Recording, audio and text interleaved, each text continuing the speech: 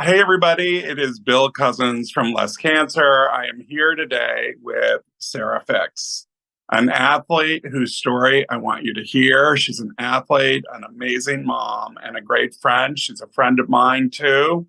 So, welcome, Sara Fix.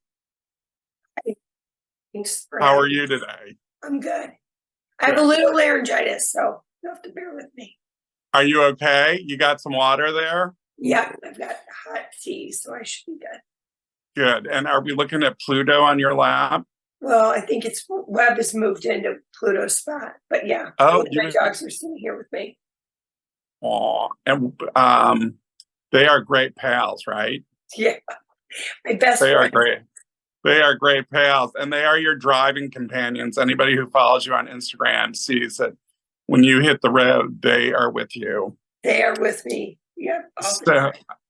I'm so glad you could be here to share your story because you have a super inspiring story for lots of people that translates in many ways. And I'm just wondering if you could share with our community a little bit about your background, about your athleticism, how you got interested, and what that looks like. Okay, so I about it's crazy, but it's been 20 years. I was introduced to the sport of triathlon. I'd been not really a runner. After kind of through college, I ran, and then after college, I started doing marathons, and I got a big kick out of it. I wasn't very good, but I loved it. And then I met my husband, well, who's now my ex-husband, and he was into triathlon. And I watched him do it, and I thought, well, maybe I could do this.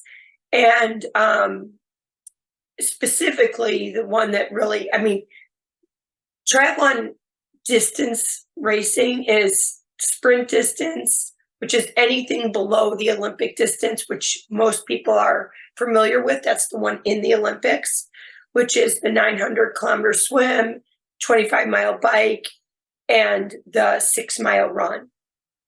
And then the one after that is the half Ironman, which is a mile and a half swim, 56-mile bike, and then a 13-mile run.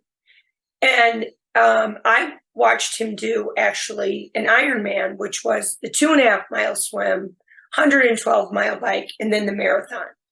And when I watched him do that, which was actually in Hawaii, and we were dating, I was like, wow, this is crazy. And when I saw the people finishing, and the one in Hawaii is the World Championship, so we had to qualify to get there. It's the best in the world. I mean, it's this pinnacle, amazing event. And I thought people would cross the finish line and morph into something else. I mean, I just couldn't even believe what I just saw and Mhm. witness for the whole day. You know, those are like 8, 9, 10, 12, 15-hour days for people. And when we got home from Hawaii, I was like, I was dating him, so it was kind of weird. And I was like, I want to try that. I don't want to do an Ironman, but I'd like to try at least a triathlon, but I can't swim.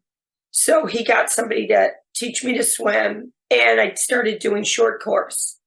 And before you know it, the next year I had gone on to do 2 Ironmans. And Amazing. What year was during the that? year that I did the 2 Ironmans, that was in 1999. I did Ironman Wow. Canada, and 8 weeks later I did Ironman Florida. And during that period, we got married, and I thought to myself, and I thought, well, you know, I was kind of old actually. I thought I'm going to have kids. I better have kids. Like I can't, keep doing this. And I'd done pretty well. Like I pitched pretty high up in the rankings, like pretty much right off the bat in the distance stuff. So I had my daughter Olivia, and 3 months later I was pregnant with Charlie, and I had Charlie. And after I had Charlie, I thought, you know what? I want to go back to it. I want to do another one. So I did Ironman Wisconsin, and I was the top 15 overall female with the pro field. And I was second in my age group, first or second, and I got a spot to Kona. So my next race was going to Hawaii, the World Championships, on my 4th Ironman. And after that, I was addicted. It became you know, the sport, I was addicted to the sport. I love the sport. I love the lifestyle, but it became really, besides my children, it became my whole life. I started coaching and training athletes. I got all the qualifications, all the certifications. My ex-husband and I opened 3 training and retail facilities called Endurance Sports. And he left the business in 2013, and I took it over 100%. We sold bikes. It was sort of like over time, it started as a retail facility, then kind of morphed to training. And the place I felt the most happy was using the facilities as training facilities and creating a club, Endurance Sports, as a triathlon club, and everything within those brick and mortar were value added to that team. And we grew our team to one of the biggest teams in Illinois, and top in the nation, and even like a pretty high international ranking. And yeah, it was pretty much my whole being. And I continued to race, and continued to race triathlon. And I did 28 Ironmans, and I did 7 world championships. Wow. Yeah, and I do finished want to 7th in the jump in world. for 1 second, Yeah, because I know this is such a big part of your life, and yeah, and you know, while you say it's a big part of your life, you also inspired many other people in that team, off that team, on social media platforms, to get moving and to get out and move in some way, which you yeah, certainly did for so many people that I know. And I know some of your clients are not maybe the athlete that you are, maybe some are up and coming athletes. You know, we're all at different stages and ages, and you are so great and including people and energizing people and inspiring people in that way. And your you know, inspiration just rubs off. If I could put it so crudely, it really just rubs off. So if she can do it, I can do it. yeah. And I definitely found that, you know, after I'd done X amount of Ironmans, and I'd been pretty good at it. I mean, in the world of triathlon, if you're right in that world, I mean, I wasn't a professional, but I was definitely a top age grouper. And I was consistent. I was, you know, I never, you know, I didn't DNF at races. I was always Right. over the 12-hour mark. You know, I was a really consistent athlete, but I found myself so passionate about the fact that I could inspire other people, and I wanted people to love the sport kind of the way I love the sport, and find this like home in this sport. And I was that like overtook anything I could ever do as an athlete. Like, my racing and my competitive spot didn't kind of started. I mean, I just didn't really, that wasn't the most important thing to me anymore. It was running this club and running Endurance. And yeah, I mean, and it was, yeah. And I think I've never really, like, a lot of people have asked me about, which I'm going to bring up, obviously, my cancer, but I never really talk about this part of it, which was when I got my cancer, how that part of my sort of career kind of had to end. And it was just a really important part to me. Certainly a significant loss initially. However, Sara, despite everything that you are going through, I'm seeing you run, I'm seeing you bike, I'm seeing people following you. Like, I think it's maybe changed, but it ain't over. And you are showing people every day. Can you please share with the community your news of a couple of years ago? Yeah. So we'd gotten through the pandemic. Our company made it through the pandemic. Thank God. We were an essential service, which was great because we could actually keep open their bike shop. And then we kind of squeaked through with some indoor training, but we tried as best as we can. We are located in the western suburbs of Chicago. So the winter part, we were a little bit inside, but we did, all the spring and the summer, we were outside, and we followed the protocols, but we were able to stay together as a community in a really tough time. And,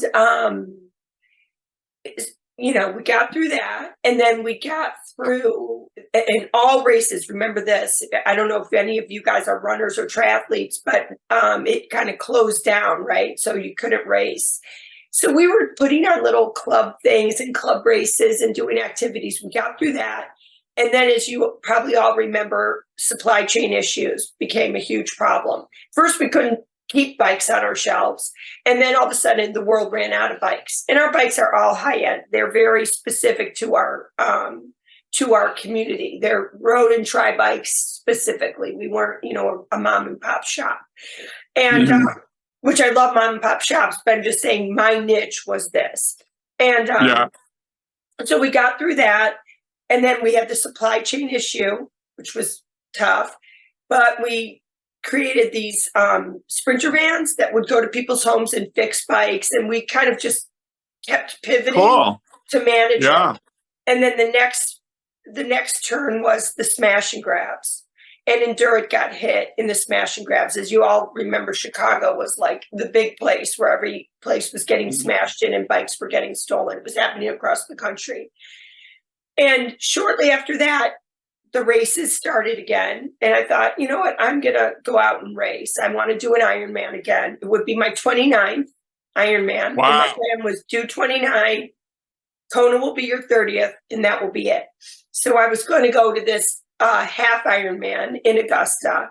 And I went to the race in Augusta, and I had not felt right. Something felt off in my abdomen area.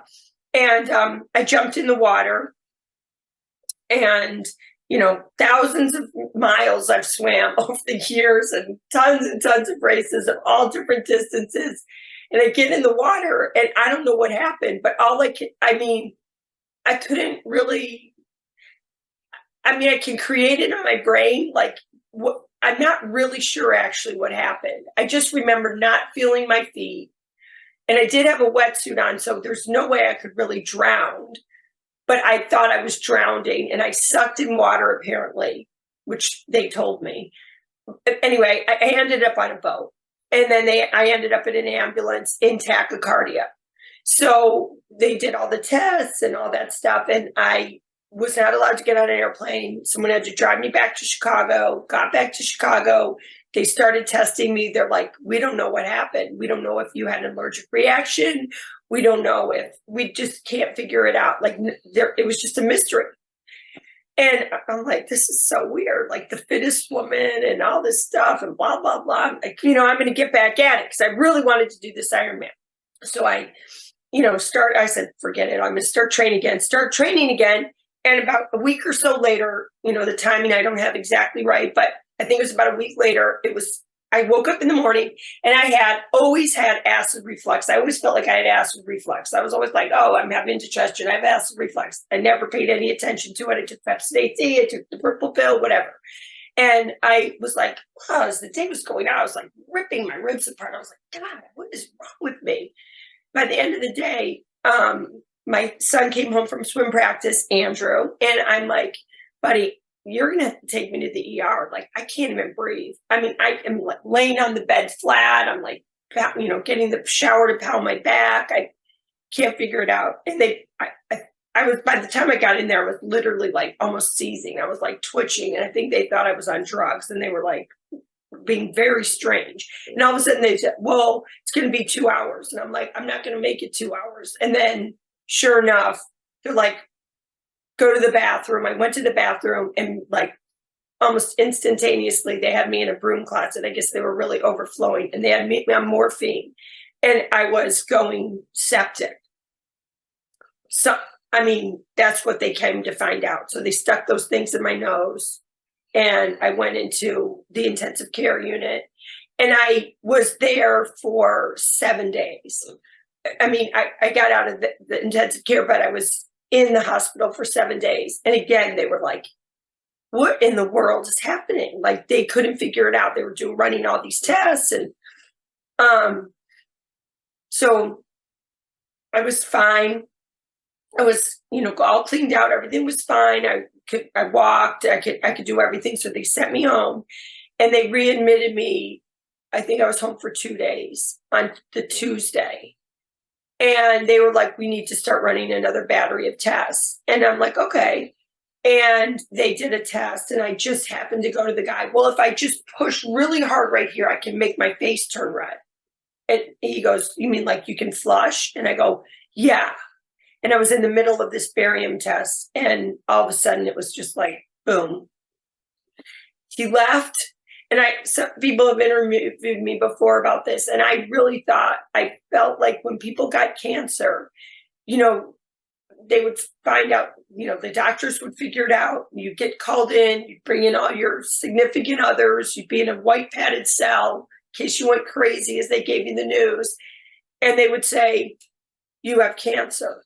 And that was not the case at all. He literally, as I'm laying in this basement under these weird lights with this weird, strange machine attached to me, says, you have cancer. And I was like, what?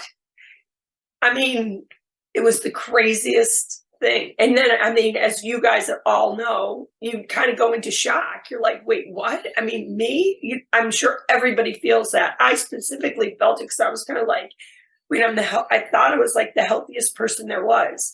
So with that, we switched. I was at the Hinsdale Hospital in Hinsdale, and then I went to Northwestern, and they became my center for cancer. They've been taking care of me, but they came to find out that I had I do have neuroendocrine cancer that started in my abdomen, my colon, and all that, this whole area. And pretty much right away, I went into surgery. I had a 12-hour surgery, got a hysterectomy. They took out my large colon, my gallbladder. They scraped my kidneys. They took out tons of lymph nodes that were carrying the cancer. They scraped the outside of my lung. They went into my liver. They thought, okay, the liver was really, really bad, both lobes, but they're like, we're going to get one, the worst one. But when they opened me up, they went in and got both lobes, which was like a huge, big deal for them. Pretty much my whole inside. They scraped all my pelvic wall, and that was pretty much it. It was 12 hours. They sewed me back up. So from, here to here, I've got a incision and a lot of little ones on the bottom. And then from there, I, rehabbed and started treatment. That was like the initial place they found it. But they knew there's a chance that it's other places. So from there, it was like, they did the brain, which it's there. They did the spine, it's there. It's in the neck, it's in the bones. It's on the outside of my lung, it's in the inside of my heart. So it's just like slowly but surely they were going through and getting each part. But as you guys all know, when you probably got your cancer diagnosis, they can't scan every week. It's like a slow process to eliminate and find out where it is. The good news about my cancer, it's slow growing. There are tumors, all over my body. I call them freckles. That's how I want to visualize it. They're freckles inside of my body. And it's a really rare cancer. And the person that's most known for it is Steve Jobs, had this cancer. He did not do treatment, or he maybe did treatment for a little, which is the treatment I'm on as well. But I think he just decided that he'd rather not be treated. So I'm in treatment and I'm navigating it. And I've had a second surgery, a small arthroscopic surgery on my back. And the treatment protocols and all that stuff come, I get side effects from all of it. And I also have side effects still, as I always did, from the tumors. So the crazy thing is I've had side effects all along this whole time, but my brain would never let me, like when I used to think I used to have acid reflux, or I had a lot of different isms I like to call, but I would just ignore them and be like, oh, it's just part of my training. No, it's just because I'm getting old. But as it turns out, it was the cancer. So, yeah, but one of the things that happened in regards to the diagnosis was the ending of my, a lot of things, pretty much like my sport is super, super demanding on your body. And my job was super demanding. Like I was up every morning, 7 days a week, 6 days a week, I was up at 4. And on the 7th day, on Sunday, I would get up at 5 or 6 because we would run at 7. And I not only online coached, but I coached, 13 CompuTrainer classes a week, 6 run clubs, 4 swim teams, 3 to 4 swim teams a week. So I was constantly coaching and actually physical in all of those. I would ride with my team outside. I would run with my team in the mornings and run club. Except for like if we were on the track, I would run the track practice, but if we were running, I would physically be running with them. So we decided that at this point in my life that I needed to take all that energy and give it back to myself. And I needed to heal myself, and I needed to take care of myself. And I think one of my traits,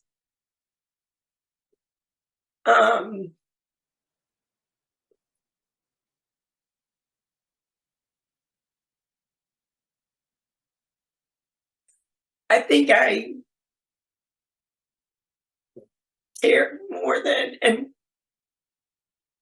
gave, so much of myself to see people's success. And so it was time for me to say, like, you got to stop it. You got to focus on you. So that's probably been, I think, not only the diagnosis, but it's like an opera singer losing her voice or an artist losing his hands. I mean, I not only lost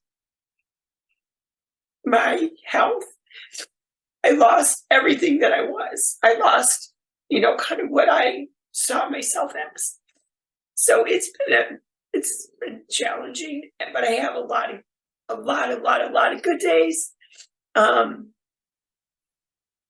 some days I have bad days, like today. Today, for some reason, is just a tough day.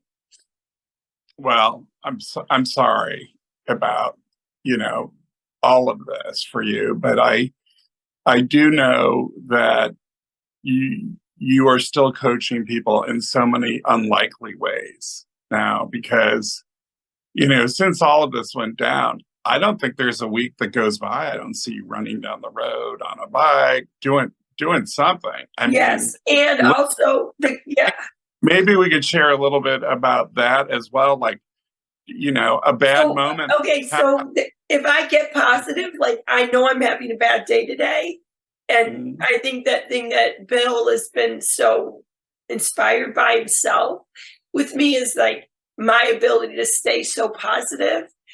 And in this time, like I think one story that people find entertaining.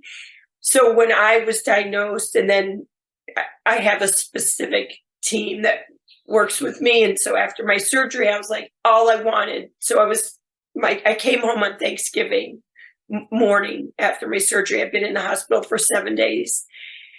And I came home on Thanksgiving. They let me come home, and I had planned a trip with my kids for the January, break. And I wanted to take them skiing. That was like, had been on the books for a year.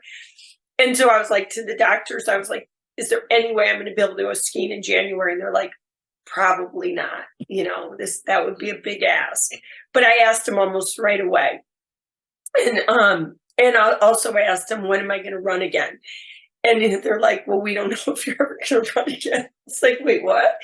So but the skiing, they were like, going on that trip is going to be a big ask, but you never know. So we getting close to January, and I'm like, what do you think? And they're like, you can go on the ski trip. I'm like, yes. So we get on the plane, we go to the ski trip. I get my skis. I ski every day. My kids are like, Mom, you're so slow. I was so slow, but I skied every day. I loved it. And I get home and he's like, okay, how was it? How was the ski trip? And I'm like, I skied every day. He goes, I said you could go on the trip. I didn't say you could ski on the trip. So like in my brain, I have been able to, okay, if we take the business part out of it and I focus on like focusing on myself and trying to heal myself, I have been able to, I'm not going to say block out, but I call it now using my Ironman brain. And doing things like that I never thought possible, or my doctors never thought possible. So I have gone on and I did do an Ironman in June. So I healed and then I started training again. And I have done 2 half Ironmans and a full Ironman. And I'm signed up for my 3rd half Ironman. We decided after the Ironman, I want that probably Ironman is not going to happen, because one of the side effects for me is the neuropathy in my feet, which is, and I even have like a neuropathy in my legs. And biking 112 miles and then putting on your running shoes and trying to run 26 when you're used to being, number 1 or number 2 runner in your age group and definitely in the top in the field. I am getting older, but I'm not, it's just going to be a slippery slope down. And it's like, for what? Like, I've already achieved everything I need to achieve. It's kind of like the business. It's going to put so much more extra stress on my body. For what? As much as I love that distance and I love that part of the sport and I love pushing myself in that way, it might not be the smartest thing. And I think I found it. Yourself. You have to invest in yourself. We have, and not to interrupt you, but no, that's please not diminish your coaching today. When we have these conversations, when people see you out doing the work that you're doing, people know that if they're having a bad day, they can push through. If they're having a bad day, they can do something. And, you've tweaked what you're doing and how you're doing it. And you're still able to inspire so many people with your athleticism and your Ironman brain that it is really moving. And you're probably reaching many more people now than you even were as a one-on-one coach. And you're still doing some coaching. You helped me the other day on the phone. Tell me about some of the coaching. I know you're hearing from some people. Oh yeah, I still have athletes online, and I do, like today I'll go and I'll give swim lessons today, and I have another client, I'll do a run workout with them, but it's just not, I don't have the locations anymore. And, before it was so, it was like a mini, for people that might not visualize it, it'd be like a little mini fitness club, but there was 3 of them. And they were just specifically, you bring your own bikes and you would cycle inside of the facilities. Run club was outside, and then we had a swim facility. And those, it was so specific, but now it's much more like, days that I have a lot of side effects where I get sick, where I'm going to the bathroom and that kind of thing. Those kind of days, I, might not be able to show up. So to not have that extra stress, but yes, I'm absolutely 100% coaching, and I am enjoying and feeling motivated and feeling inspired by the athletes that I'm working with. Like, they're inspiring me now as much as I'm inspiring them. It's just like coming full circle. And I think yeah, I don't know where I was going, but yeah, It's a change. It's totally a change. Like, yeah, you're in a different space now, but you're able to thread those passions together in a problem. I mean, you are, as long as I've known you, you've always been a problem solver. COVID comes, you reinvent your business. Smash and grabs come, you reinvent your business. That's who you are. You are a problem solver. And, we see that with you as an athlete, as a friend, as a mother. I mean, is it this week you're driving to, where are you driving to? Alaska somewhere? Where are you going? this week I'm driving to Boulder to see my son. And I'm telling you, yeah, that's probably, which I hope that they'll see this, my son's fraternity brothers. But I mean, this would make you cry. Like the other night, it was Tuesday night, or I don't know what night it was. I'm sleeping. It's 12:38, and I get a phone call, and I answer it, and it's all Charlie's fraternity brothers on the phone, and they're like, Oh, "Thanks, we love you." And oh, they're the same guys that I went out a couple weeks ago, and I helped them and motivated, inspired them to run the Boulder Half Marathon. And we all yeah. ran it together. And Charlie kicked my ass at it. And they're also the same group of boys that my son rode across America to raise money for special needs. And he started in San Francisco and he rode all the way to DC. And I asked if I could come. They're like, well, we've never really had a mother join us on this bike ride. They do it. It's called Journey of Hope. And I met them and I rode for 400 miles with them, 4 days. We rode 100 miles a day. And it was awesome. So I've gotten really close to Charlie's fraternity brothers. So they called me the other day and I was like, well, don't worry, you don't have to miss me too much because I'm coming on Saturday. And they're like, no way. So I'm excited. I'm going to Boulder first, and then I'll get to see my son and all his buddies. And then I'm driving to Newport Beach, California, where my mom is. And I'm going to stay there with her for a couple weeks before she moves into she's moving houses. So Yeah. I'm going to Good. get to spend some time with her. Good. Let me ask you how you call, just quickly, because you've been so generous with sharing your story, and we're so grateful. I'm personally really grateful for you sharing your story. But I do want to ask you, Sara, when there is a bad day, how do you call on your Iron Man brain, Iron Woman brain? How do you call on that? So How do you dial? I think really honestly, to tell you the truth, I mean, what I I remember specifically, which I know you know this story already, Bill. I had been going back to the hospital like every couple weeks, every 3 weeks, and every time I went, it was like, okay, now that we know the cancer's here, we know the cancer's here. And it was just like, oh my God. And I was going by myself to these meetings, and I was like, just taking this in.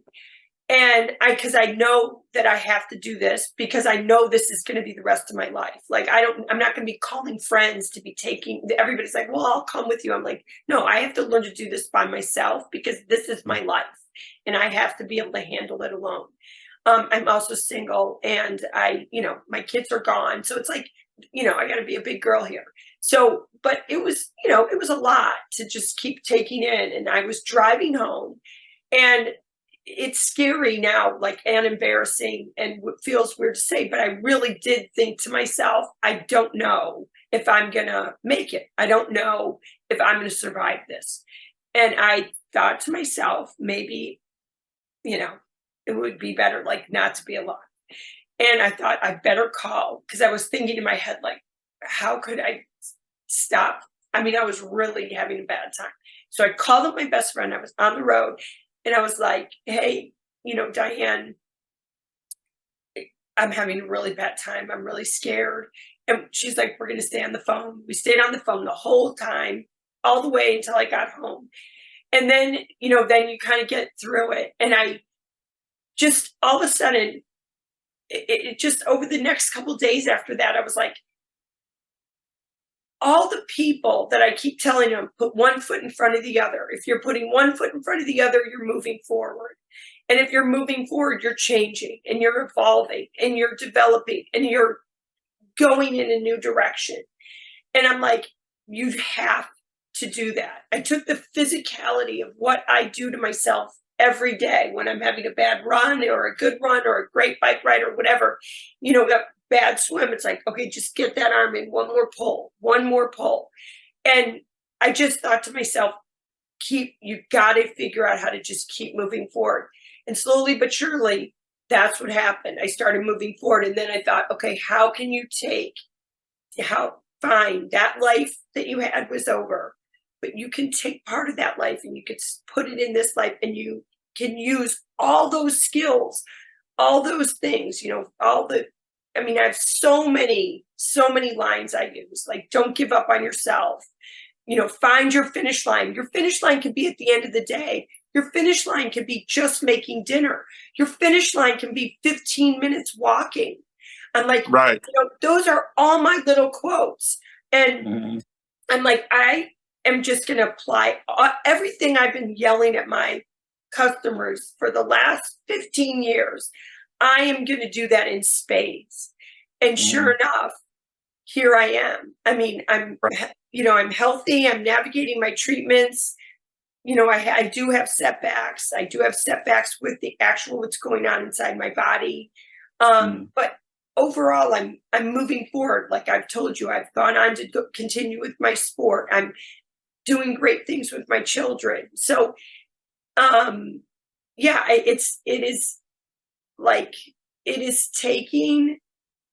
it's a choice. It's basically a choice. And you can cry and be sad. It's okay. It's okay to feel frustrated and angry and all those things. But it's, at the end of the day, it's a choice to say, like, am I going to stay in this position, or do I want, whether it's 10 days I have left or 20 days or a year or 5 years, like, it's my choice to make those the best I can make them. And right. I just feel so strongly about the fact that I was not like this before Ironman. I was not this focused and this in touch with the intensity of how to move yourself forward in life. And we all get stuck, and believe you me, I've gotten stuck. But like today, as you've seen me today, I've struggled. Today's a day. I've had, I'm tired. I'm a little bit sick. I've had some stuff happen. And you know what? This morning I said, get up, take those dogs out. And then, you know what? You're going to go out on a run. It's snowing for the first day. Enjoy the snow. Get out there. And I got out there and I breathed and I took in the fresh air. And, like with every step, you just start feeling better. And I'm not saying everybody has to go out and go running. It's not about running. It's just about like motion and moving forward and not being just. Sometimes my finish line is getting out of the chair. Yeah, I hear you. And it is, and you've been inspiring about that for people, whatever they're facing. People have a hard time getting up, being for, cancer or mental illness or obesity or diabetes, any number of setbacks. And, you as a world-class athlete going into this have had remarkable outcomes, probably because you were athletic and and look at you today, you're doing incredible things, with not only your own health, but for the health of others. And I personally am so grateful for you, and grateful that you have shared your story, grateful that you're not just talking, but you're really walking the talk, and you're really, just such a good leader. And I'm grateful for you and for this story that you've shared. Thank you. So, is there anything as we close that you'd like to say before we close out?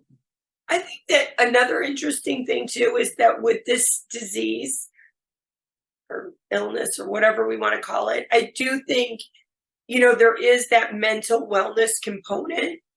And I think, whether who's ever listening, you know, trying to find an outlet, just because I do know how mentally it is exhausting to be battling. Like, as much as I try and ignore it, that it's not here, it, it is exhausting, whether it's Crohn's or diabetes, like you're Right. saying. Yeah. Yeah. It's mentally exhausting. And like, I'm not saying that you have to do actually something physical. I think walking and being physical helps, but whether it's a best friend or a wellness person, a psychologist or whatever, social worker, just having somebody to talk to. I think that's super important. And because of that, I have joined forces with a company called Go Brewing. They're a non-alcoholic brewery. They're the only non-alcoholic actual brewery where you can go in and drink draft non-alcoholic beer in the whole country, which is so cool. Love that. But Yeah. it's also amazing beer. They named one of their beers after me. It's called the Sunshine State, if you guys. Oh. And anyway, I've joined with them, and we are putting on a little series of runs, and it's all going to go to Kids Matter. And the whole program is going to be based on connection. We're doing a 2-person 10K, which is alternating 400s on a track.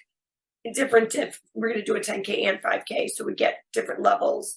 And that's going to be in Naperville. And then we're doing 2 5Ks, one on Mother's Day and one on Father's Day, sort of in hopes that people will join with either their child or their best friend or their buddy, their mom, their dad, whatever, and do these races together. Because I know, like, just doing the Boulder race with my son, and I've been running now with my daughter and going and doing little half marathons, and we've been having just a ball. And it's something that we can connect on and do something together. And it's so much fun. So we're going to do that and raise all the money for Kids Matter. I love that you're doing that. Which is all about the head, all about the brain, all about all of these journeys are about our heads, right? Yeah. All of these journeys are about our heads. And you have certainly inspired many and are a wonderful coach and leader. And I'm so grateful for you sharing your story today. And hopefully we'll catch up again soon. Okay.